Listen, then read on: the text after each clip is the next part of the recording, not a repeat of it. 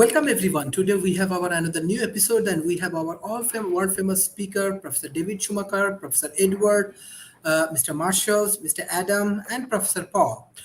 We will discuss about longevity and the long terms. We are discussing in World Talent Economy Forum. Definitely, we believe in longevity, and we believe in the developing world we should develop more project like longevity.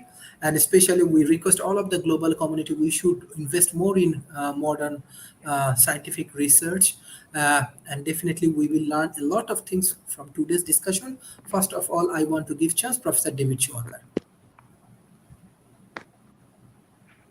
Well, hello, everyone. Another great topic. I love coming back to revisit this topic. And every time I do, the first thing that I want to remind everybody is the Transhumanist Party, of which I'm affiliated with. The number one core value of the Transhumanist Party is all about longevity and healthy aging. So go out to transhumanist-party.org and take a look at the values, take a look at the platform that the Transhumanist Party has. You'll see that there are different planks in the Transhumanist Party's platform that has to do with bringing down barriers to research and development and treatments and so forth. So this is a very dear issue of mine, and one with that organization which I'm associated with. Now, last time when we talked about longevity, I wanted to talk about innovations, what we can do today as far as longevity is concerned. And go back and look at that episode. I'm sure Sharif can give you directions on how to get there, or go visit the World Talent Economy Forum site on YouTube and look for that. That was a great episode. Previous to that, I talked about the different types of aging and what's going on with them. And I talked about conventional aging, which is pain management, something that I do and probably a lot of other people do. But then to go on to healthy life and health extension, and we talked about quality of health, quality of life, and what we can do about those in a previous episode.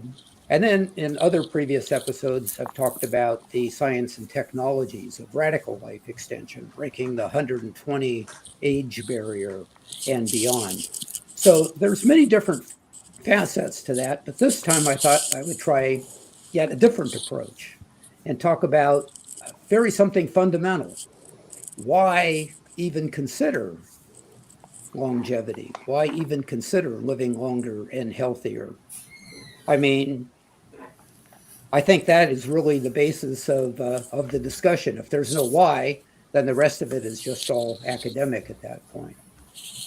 So my answer to my question, at least for me, comes down to perhaps two different areas: personal answers and answers that affect society as a whole. So I had to ask myself years ago why I thought this was important. Is it important because of some type of fear? Do I fear the end of life?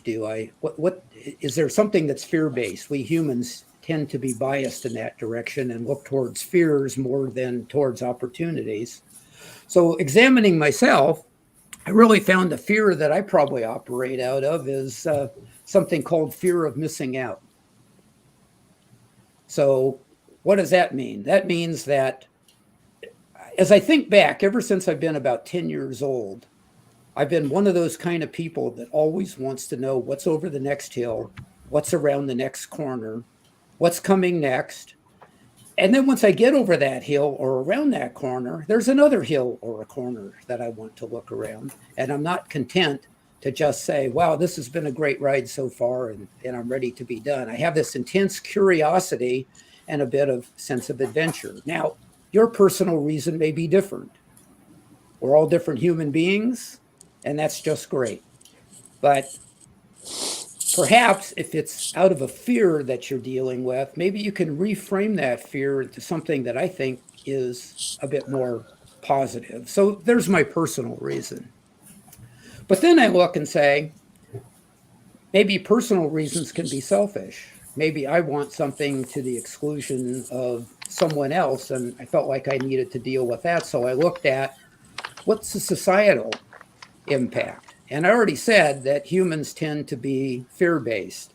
That's something that served us well as we have developed over tens, if not hundreds of thousands of years, looking out for fears, looking out for dangers, and being able to survive them. That's why we're still here today. But we can't get so wrapped up in fear that keeps us from moving forward. And some of the things that come up when I talk to people about longevity, especially radical longevity, is arguments like overpopulation or environmental impact or social injustice. And there's a number of those things. And I think we've talked about them in previous episodes too. But just briefly, there is very good reasons, in my own opinion, as to why all of those are straw men, if you will. Those are arguments that, when you clearly examine them with a clear head, don't really make sense. For example, in overpopulation, as countries develop, population rates decrease. For example, in Japan right now, the average life expectancy is about age 84, and their replacement rate is a little bit less than 1-to-1. They could actually suffer from an underpopulation problem if trajectories were to continue. And then you look in places that are developing, and then they have higher population, and perhaps that is out of our evolutionary need to replace ourselves if there are dangers in the environment. So that's just one example. I think environmental impact, I know, as I look around to the other panel members here, I see some people I think that can comment on that very well. But I'll just say that I think the biggest thing about longevity and environmental impact is what I call having skin in the game. So it's different for me to look ahead and say, well, for the next generation, I want this or that. And for subsequent generations, I want this or that. But if it's me projecting myself 30, 50, 100 years ahead, that makes it far more personal. And perhaps that skin in the game, if you will allow people to take these dangers, any of these dangers that we're talking about, more seriously and be more level-headed about that. So I won't go through some of those, but what I will talk about just briefly is societal benefit. And I think the real societal benefit has to do with something called the longevity dividend. Finance is a big issue. There's a lot of that going on in the news these days with sanctions, things that are going on in Europe and so forth. So economy is something that drives people's motivation. Right now, we spend as a society worldwide, developed, undeveloped countries, a lot of money trying to stay healthy, trying to extend life. As a matter of fact, it seems like that money that is spent primarily in the later years of someone's life when their health is failing. And in countries that have government-funded medical plans and so forth, or even private medical plans, that's increasingly expensive to individuals. So think about what would happen if those people that we were spending that money on were healthier, longer lived, and were able to contribute back to society instead of the normal paradigm of you live to a particular age and then go into retirement and start withdrawing your funds and relying on the next generation to support you. So that's another really good reason for why. But I think the best reason that I found as I was looking around trying to find reasons that were maybe beyond myself was one that I found from an article in Psychology Today. And I thought, well, that's interesting because I thought it might be in PubMed or some other medical journal. But they were talking about that one of the best reasons for longevity is maturity. And I stopped and thought about that. So what does that mean? So maturity is taking responsibility for yourself, controlling and directing your emotions, making informed decisions, being innovative and not reckless. All those attributes that we apply towards maturity, as society matures, it changes in its behavior overall. So that's something that I want to sit with and think about, because a more mature society is maybe a less impetuous society, a less reckless society. And that may be the best reason of all for why we want to do longevity. So there's my opening remarks, Sharif. Thank you, Professor David Schumacher, for your excellent analysis, and especially we are very much impressed by your write-up, your blog. Several times we share your blogs in our, can you hear me? Network. So definitely we want more write-up from you, Professor Edward. What you want to add? Well, yeah. First of all, I seem to always agree with David, and I guess here's another example of that. So, thank you very much for your opening remarks. By the way, I just mentioned something quickly about the fear of overpopulation, which, if you look at some of the ridiculous statements by a guy named Paul Ehrlich in the late 60s and early 70s about, in the by the 80s, we're going to have food disasters and millions of bodies in the street and all. You've seen all of these predictions have been manifestly, grossly wrong on every single standard. So that's another discussion. Interestingly, Elon Musk says that the second biggest concern he has, the first he was worried about AI becoming out of control, but the second one is, he says, population decline. And I think he's right about that. There's this idea that somehow, it's interesting if for GDP, if there's a new cow born in a country, that goes as a plus sign, for the economy. If there's a new baby born, it goes for a minus sign. It's a bizarre way of keeping track of things. And anyway, I think those concerns are pretty bad and stupid. Unfortunately, they're out there. But I want to do for your audience, think about longevity in terms of three basic issues. First, and especially if your audience members are interested in getting involved and looking for a market niche, so to speak. The first is science. In order to have longer, healthier lives, the science had to come along. And at first, 20, 30, 40 years ago, when you talked about aging, we really didn't know what it was. We all know that we tend to age and die. It's 100%, a chance that you're going to age and die. But real great researchers and entrepreneurs like Aubrey de Grey, who wrote the book on the subject, literally Ending Aging, did the research to break down aging scientifically into what exactly does it mean? What happens to the mitochondria and the DNA? What are zombie cells? What do they do? What about genetic mutations, et cetera, et cetera? And Aubrey did the science. And I urge you, if you're very interested in this topic, to look at his book on ending aging. He's got a great little chart on the 7-point breakdown. There's been other great research, for example, by David Sinclair, who looks at the epigenetic basis for aging. And so the science is now getting better and better thanks to these research entrepreneurs. So perhaps as you're listening to me, you'll want to train yourself in scientific research, which is absolutely crucial to ending aging. Second is the technology. To understand aging is one thing. To be able to do something about it is a second thing. And for example, most of you have heard in previous discussions about the CRISPR-Cas9 genetic editing tool, which you can go in and essentially snip out bad DNA, or parts of the DNA, I should say. And this technique has been used, for example, experimentally to cure cancers. The most exciting thing I've seen lately is using CRISPR-Cas9 2.0 is turning off how genetic material expresses itself. That's a fancy way of saying it's like the genetic material is the keys on the piano. Okay, it's set. But how those keys express themselves, what sound they make, is something that is a different issue. And they've used this CRISPR-Cas9 2.0 to turn off experimentally the production of tau proteins in neurons in the brain. It's the clumping of tau proteins in neurons in the brain that's associated with Alzheimer's. So literally and experimentally, they've been doing this. You can look at stem cell therapies now. We're seeing the technology now come along where we can not only understand aging, but we can go in and say, well, what can we do about it? And I could go into this in much more detail. Maybe you'll just do a whole show on this.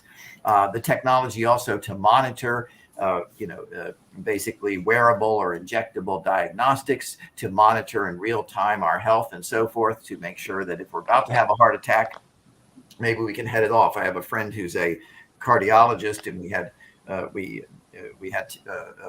got together this weekend and we were talking about exactly this. So technology, maybe if you're a young person in the Asia Pacific area, you might think this is an area I should do my work in, I should do my training in. Third is what I call institutions. Okay, to have the technology and to have the science doesn't work if you don't have the institutions that are going to allow these discoveries and the technology to be delivered to individuals. One of the things I'm doing right now, this is a high priority for myself, is to change the way our treatments in this country are certified by our Food and Drug Administration. And I've looked at the way they do it in Japan and other countries. It takes 10 to 12 years at a cost of about $3 billion to get a new treatment, whatever it is, through the process.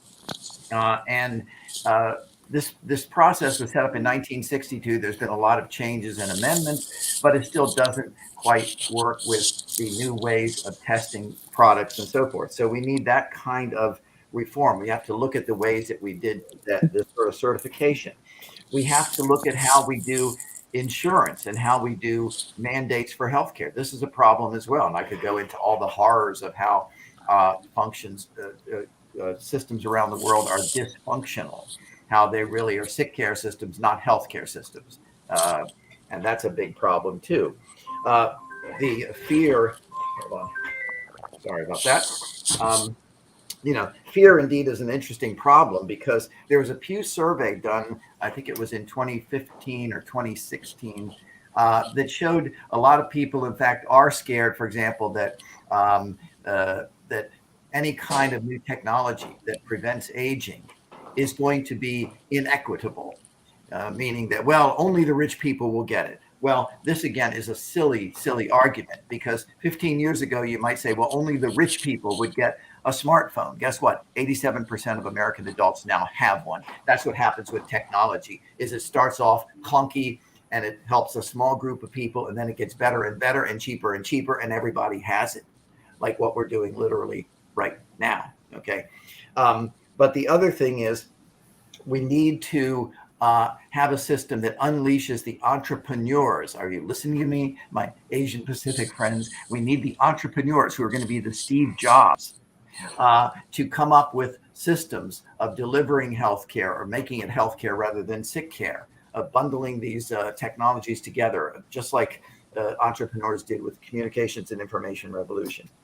David started off by talking about why you want longevity. And I would say, look, if you want to die, don't worry. It's going to happen. Okay. If you don't do anything, it's going to happen. So, don't stress about it. But if you really enjoy life, if you really enjoy living, if you really want to see what's over the next hill, if you really want to live so you can see Mars populated, okay, maybe you could even go there yourself, right? Then that's why you should be interested in this. And again, if you're listening to me in the Asian Pacific area, if you're a young person, maybe you can, look for your market niche in scientific research, maybe in technology, or maybe in looking at ways to change the institutions. Now, I'm going to probably have to go off a little bit early, because one of my daughters is a little bit under the weather, so I've got to deal with some healthcare issues as well. But fortunately, we have the technology here and the medicines to take care of that. But Sharif, this is a great issue, and anybody who's interested, feel free to email me. Feel free to reach out to me, anyone in Asia there, because I'm always happy to help and explore these things further. And thank you for being on this wonderful panel. Thank you, Professor Edward. Mr. Marshall, what do you want to add for today's discussion? Well, thank you for having me on this panel, Sharif. I think our two previous speakers kind of gave us some oversight and the broad expanse of what longevity could or could not be. I see a little bit of a different flavor, not different opinions, but simply different flavor. What David Schumacher was talking about, which I found really good, was how longevity of a species, longevity of the human person, his own specific longevity, and his point of view on that, as well as Edward's point of view, who I think flavored the discussion today on longevity with regard to, how long do we live? What makes us? What technologies can we bring to the table? What medicines can we bring? What lifestyle can we bring to make our own lives longer and allow people to eventually live 100, 120 years, or maybe even go to Mars, as he said, which I thought was a great conversation point. I think, just so you know, David Schumacher talked about longevity in terms of populations in Japan. Just so you know, as we are on this panel live, a 7.3 magnitude earthquake just took place in Japan, and there's a tsunami warnings for all of Japan. So I find that a potential longevity event that could reduce longevity, obviously from nature. And David Schumacher did challenge the concept about the climate. So I'm going to take my point of view a little bit different. I see that I'm going to kind of blend the two of them. What David and Edward have brought to the table in this discussion. I think that right now, longevity is an important topic. It usually refers to the lifespan of a person, or the average lifespan of a population, if you look up the term. But in this case, on this forum, I think we've expanded that concept, and that longevity is really significant today for two reasons. One, there is a conflict. There have been major conflicts in the developing world that have been tragic and are ongoing, and where many people are dying. And there's a conflict in the Ukraine right now where it could end up in an existential event. If Vladimir Putin, as he discussed or threatened or intimated that he's going to unleash nuclear weapons, and he does that, that will change the Earth, and longevity will have a different meaning, I think, for the planet, as not just a society, but at the world level. There's another existential threat that can affect longevity, and that is the climate crisis. A lot of people have no understanding about it because it's not in their immediate day-to-day, or at least they don't think it's in their immediate day-to-day experience, but it is. We see, especially in the developing world, where in India, farmers burn rice hulls on their seasonal harvesting of rice, and it creates tremendous amount of pollution and degradation of the climate. It blocks the sun. It does a lot of damage to the society there. There are, in the United States and other parts of the developing world, over the past 200 years, we've developed fossil fuels and coal mining to the point where we're actually raising the temperature of the Earth. And one would think, well, okay, 200 years, no big deal. Could probably go another 200 years. But the latest report from the IPCC, which came out just 2 weeks ago, February 28th, has a stark warning in it that says that this climate crisis could be existential. We know that to be the case from science. Edward talked about students going out and learning more about science. So if you want to become a science-based person, you've got plenty of choices to choose from out there in Asia, Pacific realm, and in sub-Saharan Africa and other parts of the third world. We need more people like you out there to study these issues, but time is of the essence, and that's quite ironic when you think about it, because we're talking about longevity, or how long are people's lifespans going to be. And David pointed out that the average lifespan in Japan is 80. In other parts of the world, it's less. In Russia, by the way, it's about 65, I believe, or 64 for men. And so it's quite interesting as we look around the world, what is the lifespan and the longevity of each population. But what's happening now is something is occurring that is unprecedented at the world level. Whether you are in India, Malaysia, Bangladesh, the United States, Canada, Western Europe, Eastern Europe, Russia, we're all threatened by something that is very imminent, and that is the climate crisis. And that will definitely change people's views on their longevity. And so I certainly hope that we have longevity. There's an old expression, may you live until 120. Of course, this was a biblical expression. from the first Bible, from the not the New Testament, but from the Old Testament. So that's an expression that I wish on everybody that's watching here. That way, may we all live to 120 and beyond, and see and have a quality life. I think one of the things that David brought up that I thought was very poignant is that it's not enough just to live. It's an issue that what's your quality of life going to be? What are the quality of life of the people around you, your friends, your neighbors? And I think he touched upon something that I think is really relevant for longevity, and that is maturity.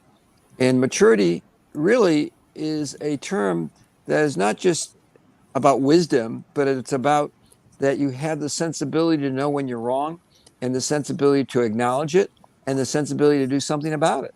And I think humankind has been wrong about the climate crisis, and we need to acknowledge it, and we need to do something about it now. Otherwise, we won't be having these conversations much longer. We won't be around. You and I won't be around. So we need to do something sooner rather than later, so that we can extend our longevity and we can create a quality of life for everyone on this planet. And that's my take. Thank you, Mr. Marshall. Mr. Adam, what you want to add for longevity? Thank you. Well, this is one of my favorite topics. As you know, I'm a futurism enthusiast, as we all are, and I align mainly with suffering abolitionism. That is my primary chosen subject for many reasons, but I would say longevity and life extension and even immortalism comes a close second, or joint second, with a few other things.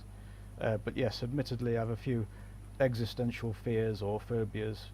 Firstly, death being one of them, along with dying and then being forgotten, or dying and not securing a substantial enough legacy in time to continue going on without you for people like future generations to remember you by, or a legacy that leaves the world a better place than how it was before you were born.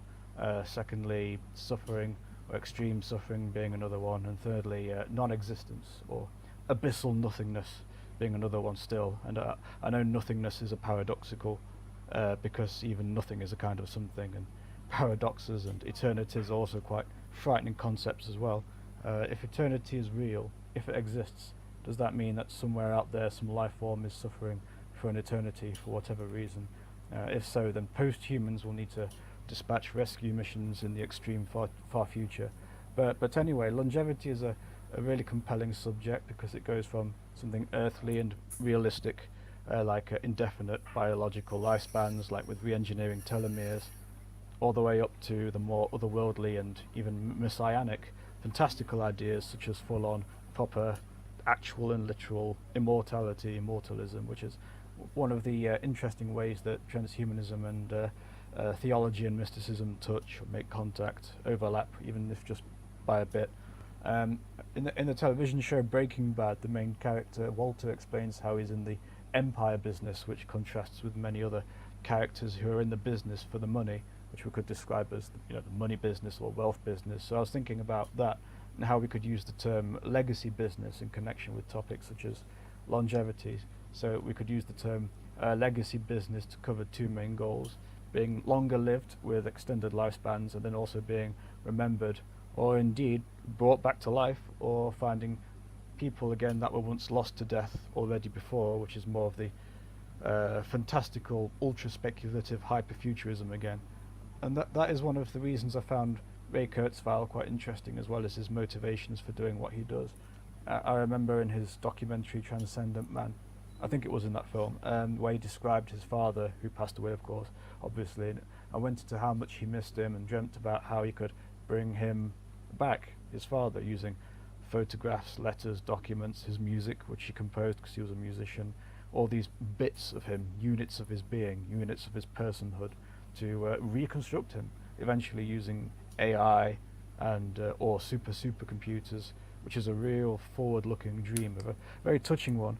And Martine Rothblatt from TerraSem wrote about similar speculative technologies. She introduced the word beams, another sibling in the genes and memes family, genes, memes, beams, where she described beams as a term to describe those aforementioned units of personhood, including memories of a dead loved one in the mind brain of a still alive relative, where advanced technology could scan memories of someone who had died already, stored in the memories of living relatives, combined with scanning real-world meat-space objects like photos, artworks, achievements, videos, audio recordings of their voice, using all of these to resurrect people, which raises so many philosophical questions, of course, like with the Star Trek transporter problem. Is it still the same person after rematerializing, or is it a copy? If it is a copy, does the copy know he's a copy, or still thinks he's the same person, but actually is not? So on. So these two topics, longevity and personhood reconstruction, are quite closely married to me. They're both very touching and emotional subjects, very bittersweet topics, because I don't want to die, and nor do I want any of my friends and loved ones and colleagues to die either. And I miss a lot of my friends my age some who have died, unfortunately. So yeah, thanks. Thank you, Mr. Adam. Professor Paul, what you want to add for longevity? And I know you are climate change expert. If you want to relate some views uh, from climate change and longevity, maybe it will be helpful for our audience. Yeah.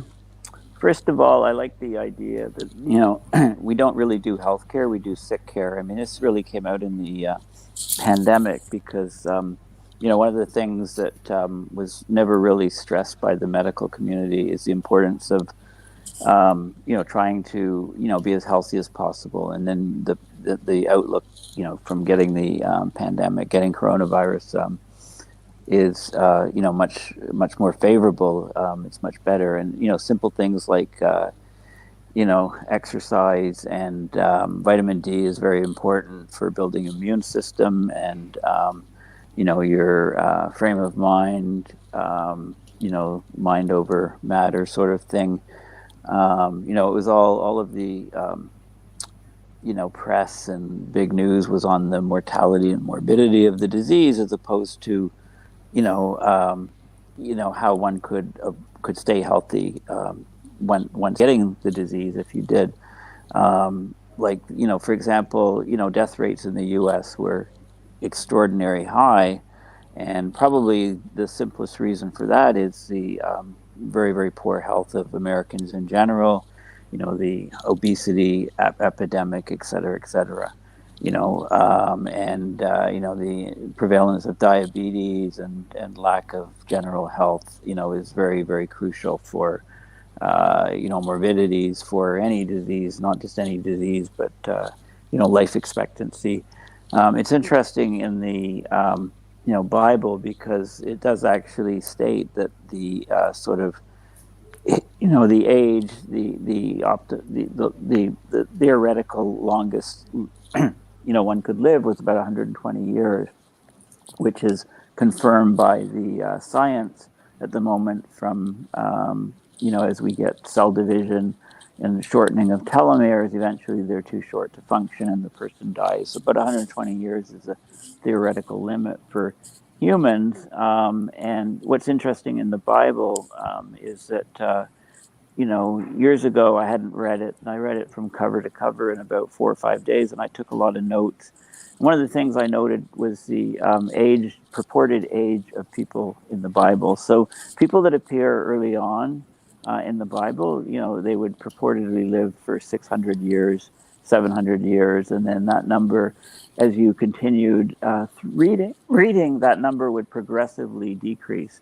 So the progeny of somebody who's living 600 years might live 500 years, and then 400, 300, 200, and then eventually got down to the 120. So this is interesting because, if you treat things literally, I mean, was it possible that way back when, longevity of people could actually have been much longer than what we see now, right? So this is, or was there different way of recording time? Why is there this progression in the Bible from way back, really far, having people being much longer lived, and decreasing and decreasing, and then staying at about theoretical maximum of 120 now? It's an interesting question, and I don't know the answer to that. I mean, probably it was just the way they recorded time, but it's a consistency of the change. So the other question is, of course, people living longer. I mean, even with advances in medical technology and people living longer lives. I mean, you could go back to 100 or 200 years ago. I guess 200, maybe 300 years ago. Average life expectancies in many places were about 30 years old for males. There was lots of wars. There was lots of hardships in life. We didn't have specialized professions. Medical treatment was a lot worse. So, if you lived to be 30 or 40 or 50, you were doing very well. If you were 40 or 50, you were an elder, in your community. So we've come a long way from then. But one of the things is when people, people can talk about the sort of the natural progression or the cycle of life that, we're born, we live our life, and then we die. And what we're trying to do is remove the dying component or greatly extend it. So it has, enormous implications on our entire societies. Like, if people live much longer, there's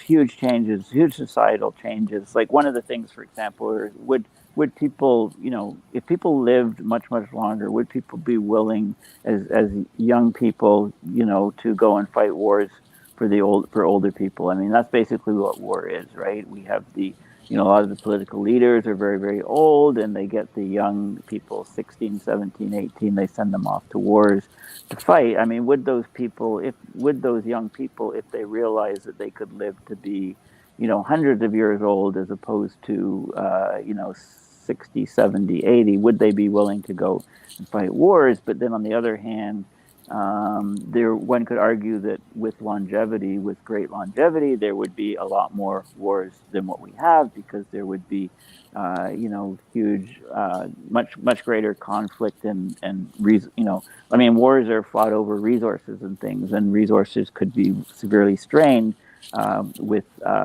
course, with climate change and, with the earth, massive changes in the ability to grow food, et cetera, from extreme weather events. And, you can look at the war going on, of course, it's in, many of our minds. And, it's, the total destruction of cities and buildings, et cetera, would, I guess, those things really put a crimp on longevity. And we can talk about longevity of individuals, which is mostly what this program is about, but there's also the longevity of a species, which is very, very important. And, the argument's been mentioned that climate change is an existential threat and is really, likely to reduce the longevity of our entire species, not just of individuals. In fact, climate is so concerning to many young people that women are not even having children in the first place. So, right, and there's groups of people that have similar thinking on they call themselves doomers, or they talk a lot about not near-term human extinction. So the entire extinction of our human species in a matter of decades to multiple decades to century out there, as climate change greatly accelerates and our ability to grow food decreases. So there's people, also, species extinctions are increasing. We have a biodiversity crisis. The number of species going extinct is, far greater than it's been at any time in recent history. We also have episodes of mass extinctions in human history, and you could argue this one is the sixth mass extinction. There were periods of time when the Earth conditions and changes basically involved the wipeout of about 90% of all species on the planet, and numbers of species, the great extinctions in the past. And there's no reason to not expect that these sort of things will occur in the deep future, if you like. So medical advances on longevity are continuing to happen, but then we really need to look at the quality of life, which was also mentioned, because what's the point of living extremely long periods of time if the quality of life is dismal? So I've kind of jumped all over the place, but those are some of the things that come to mind. And being a climate scientist, I see the extremely rapid changes that are occurring. Where if you compared to turn of the century, like the 1880 to 1900 or 1910 average, the temperature has risen 1.1, 1.2 degrees Celsius, and we see all of these huge disruptions from climate change right now. And the projections are to blow past 1.5, blow past 2 degrees, even hit 3 or 4 or 5 degrees by 2100. So how can one imagine that we'll have functioning societies with those type of stresses on our system? Unless we deal with it, unless we, I've argued for deployment of, what I call the three-legged bar stool. We need to zero fossil fuel emissions, reduce emissions. We need to remove CO2 and methane from the atmosphere, so carbon removal. And we need to look at solar radiation management techniques to reduce the solar intensity on the Earth to give us a chance to do these other things. So we have all of these huge stressors that are totally, they completely counter the idea of longevity of individuals and longevity of the human species. So unless we can actually get our act together, where our longevity is greatly threatened as opposed to being enhanced for both, an individual point of view and a species point of view. And also, if we did come up with these technologies to greatly increase human longevity, would we go and apply these technologies to plants and animals? Would we, make our dogs and cats live hundreds of years? Would we, do these sort of things? Because generally with mammals, the smaller the body weight of the mammal, the higher the metabolic rate of the mammal is, and the shorter the mammal will live. So if you're talking about longevity of an elephant versus longevity of a little shrew, the elephant can live, really long periods of time. The shrew very short periods of time, and this is because the metabolic rate is very low for the elephant, very high for the small mammal. Typical lifespan for many mammals is a billion or a few billion heartbeats, right? So can we actually get technologies to increase those numbers? That's of great interest. So thanks everybody for their great comments. Thank you, Professor Paul. This is really great discussion from all of our panelists. I directly want to go for the concluding remarks and some explanations, and I know there are some different issues that will come to the discussion. So, Professor David Schumacher, what do you want to add? Wow, I've really enjoyed the comments from everyone who spoke. Brings up a number of things. I've been taking some notes here, and I'll try not to jump around too much. But I think what I come up with overall is, do we give up on this or not? Do we give up on the idea of longevity? Do we give up on the idea of creating a better planet? I've heard some really good input as to what we should do. I really like the three-legged bar stool, Paul. I think that's a great idea. Marshall, as far as talking about climate threat, what you say is exactly right. So I say, let's not give up. Let's take a long view and a large view as we move forward. And I think longevity helps us with both of those. As I said in my opening remarks, if you're going to live a long time, then you have skin in the game, personal skin in the game for the future. So that helps you take the long view. The large view is limiting, I think, ourselves to just one particular area. It's good to focus, but I think we need to keep our minds open as far as, is it a climate problem? Is it a nuclear war problem? Is it a medical problem? Is it a systematic problem? I think keeping us open to working with all of those as we are able is part of, well, it's part of the maturity aspect that I brought up earlier. We don't become siloed and work and focus just in one direction, but we work wherever we can and wherever we can make the best progress, not because we're concerned, at least in my viewpoint, not concerned about how the future is going to remember me. I want to be in the future each and every day, making it a better place for as many people. And going back to what Edward said, yeah, I'd like to take this outside the Earth to the moon, to Mars, and to be able to export this. Now, I realize that sounds like science fiction, but give me a few years when we're making regular trips and establishments on the moon and perhaps even to Mars, and that will look a little bit different. I think being a multi-planet species can help.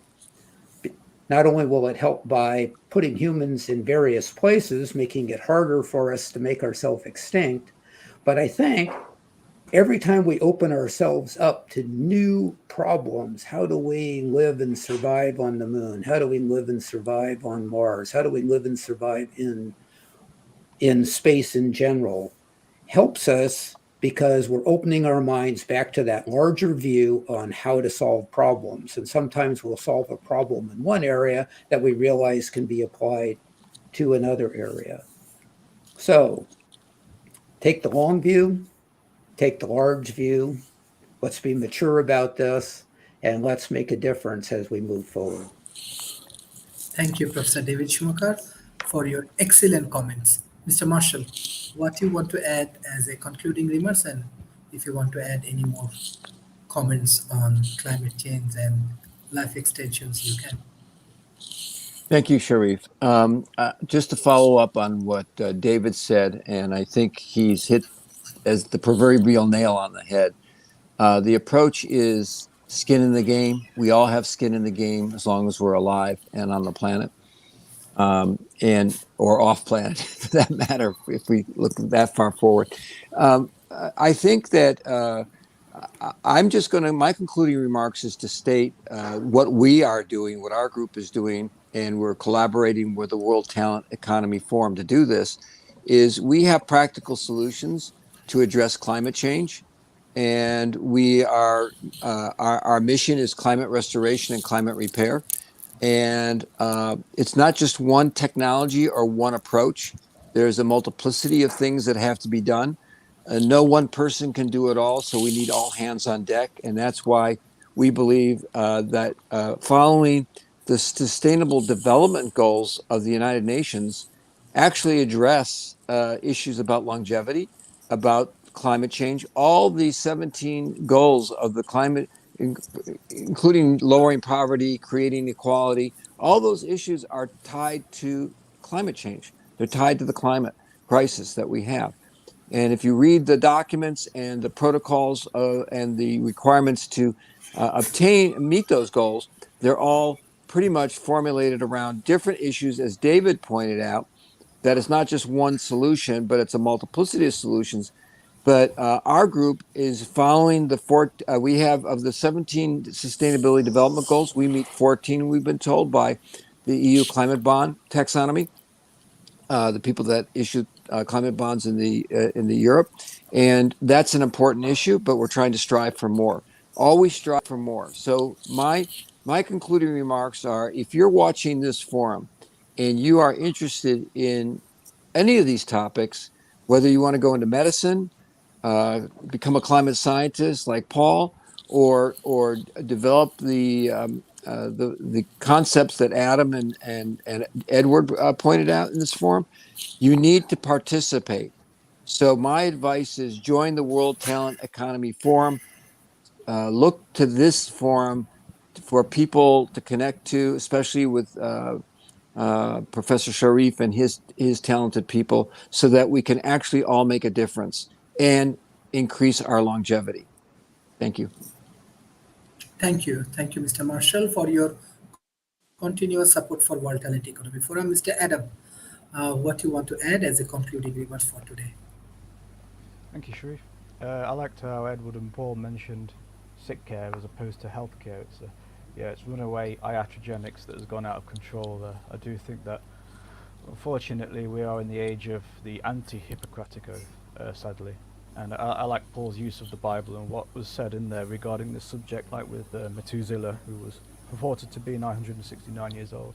But the subject of longevity, it highlights the tension between two things. Number one, extending the lifespans of already existing people, of people who are alive already, to give them a chance to experience more of the world and the universe, and give them a chance to achieve long, dearly held dreams and goals which they couldn't within a more normal, unenhanced lifespan, which is then in a tug of war with number two, conceiving and birthing new generations of people to give new personhoods and consciousnesses a chance to enjoy being young children, adolescents, young adults, passing the torch from one generation to the next as the cycle continues. But maybe there doesn't have to be a moral, ethical, or philosophical tug of war between the two demographics.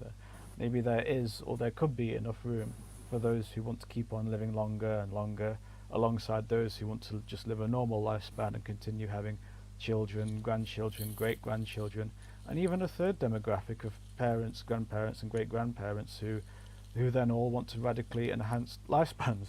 All of these highlight the problem of overpopulation, among others, but overpopulation in particular, obviously. But perhaps it's just allocated living settlements that are overpopulated, like towns and cities, whilst there is still, even now, plenty of room in between.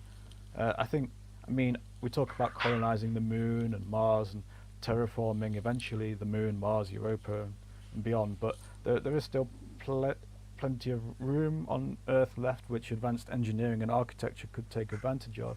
We have the means and the technical feasibility to start seasteading. Much of Africa and Asia and Russia are still uninhabited and sparsely populated.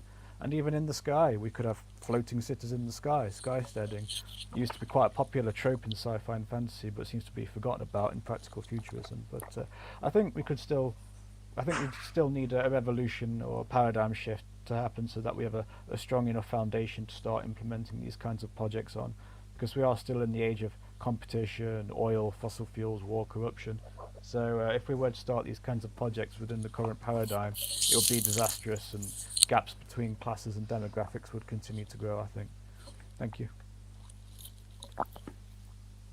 So, Paul, I guess it's up to you to bring your Sharif is, comments. I just noticed Sharif. Oh, there he's back. Okay. What's a bit quiet? So, yes, great discussions, very interesting.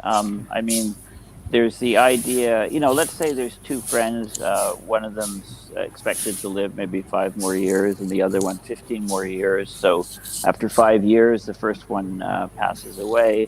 And then let's say, 5 years later, there's some huge breakthrough in longevity, which extends the lifespan, 10 or 20 years. So that second person, instead of having only 5 more years left, the person who had originally 15 years left, instead, this is just an example. Then there's a breakthrough before they pass, so their life is extended 10 or 15 more years, and then there's another breakthrough, 5 years later, and that extends things again. So that person, if those technological breakthroughs continue, that person could essentially live almost forever, right? You could argue.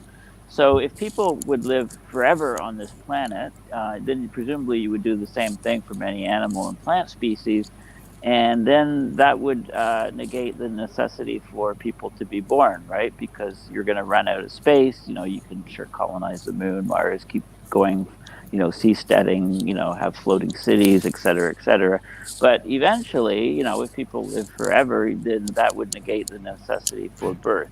Right, there'd be no reason for people to be born whatsoever.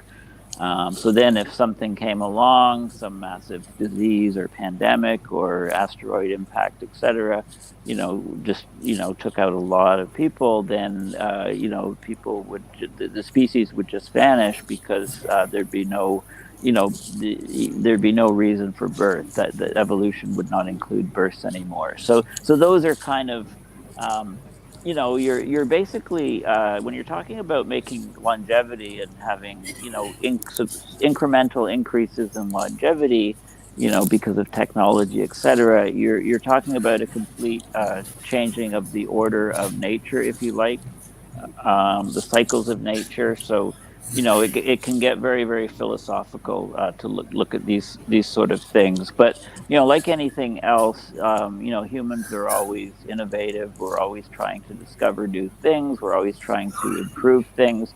So that's going to continue one way or the other. And then these things are once technologies are discovered and implemented, then there's a long catch up process for legal systems and societal systems to how do we deal with these new technologies, right? So there's always different it's there's always different changes like that will be occurring, and longevity is part of that equation.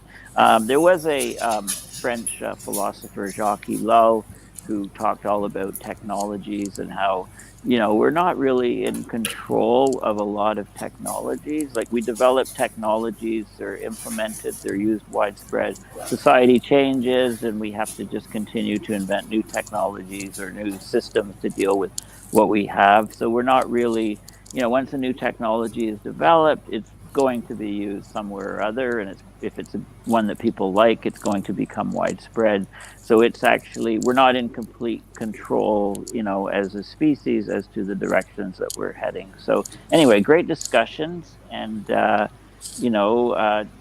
hope that the advances in longevity, making people live longer, are soon enough that one can benefit from them as an individual and have a greatly, one could argue maybe that a child today will live to be hundreds of years old, right? Because technologies will advance enough to, be able to be used by that person born today. Whereas if you're 60 or 70, forget it. Maybe if you're 20 or 30 today, maybe you can benefit from those advances in longevity. So it's kind of interesting to, there's lots of questions, lots of interesting ideas on what will happen if these technologies succeed to make people live longer. So thanks, everybody. It's great Thank, discussions. thank you. This is really great discussions, and thank you for all of your valuable contribution to World Talent Economy Forum. I request all of our audience, especially the government and the largest corporation, they should invest more on longevity research. Yes, this concept, even personally, I learned from Transhumanist Party. They are actually a very good uh, advocate for longevity. And side by side, I also believe, because World Talent Economy Forum basically work with small people, small countries, and we always want to engage with the grassroots level people.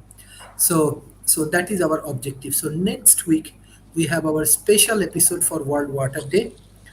So what we are doing in India with Rotary Club, we are supporting 3,200 students. I again say we are always support to the grassroots level people, small country. And yes, I believe that many of the talented people will get support from World Talent Economy Forum. So I invite you all our next week episodes. Whole week we will focus on different topic, but as it is global international water day, we have a special episode on international water day. So I request all of our governments, corporations, and academia, you should do more research on longevity. And I'm sure our speakers, Professor David Schumacher, Mr. Marshall, Adams, and Professor Paul, happy to support any of the initiative from the developing world. So thank you everyone for joining today's session. Thank you. Bye bye and take care. Bye, everyone. Thank you. Thank you. And Mr. David Schumacher, I'm waiting for your good blog. Yes, you are doing excellent work. Thank you. One thing we forgot to mention. One thing, isn't there a movie? It's called I think it's something like The Curious Case of Benjamin Button. Like there's technology develops where the person gets younger and younger and younger, and then they're a baby, and then they're no longer in existence, right? So you don't want to be too successful at longevity, right? Or that sort of situation can occur. Thank you, Professor Paul, for bringing a very interesting point. Thank you. Thank Okay. you. Bye-bye. Okay. Goodbye. Thank you. Have fun.